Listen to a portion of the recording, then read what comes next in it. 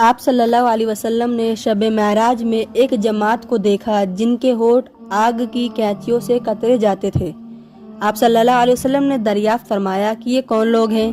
تو حضرت جبرائیل علیہ السلام نے عرض کیا کہ یہ وہ لوگ ہیں آپ کی امت کے واعظ مقرر ہیں کہ دوسروں کو نصیحت کرتے تھے، خود اس پر عمل نہیں کرتے تھے۔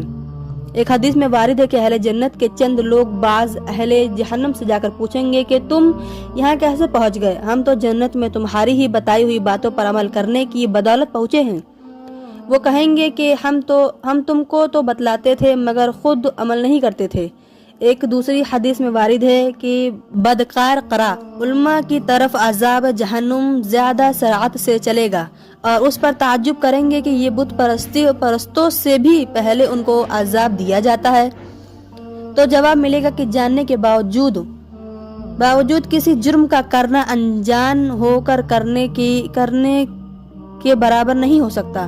مشائخ نے لکھا ہے کہ اس شخص کا وعظ نافع نہیں ہوتا جو خود عامل نہیں ہوتا۔ یہی وجہ ہے کہ اس زمانے میں ہر روز جلسے وعظ تقریریں ہوتی رہتی ہیں مگر ساری بے اثر، مختلف عنوان کی تحریرات و رسائل شائع ہوتے رہتے ہیں مگر سب بے سود ہے۔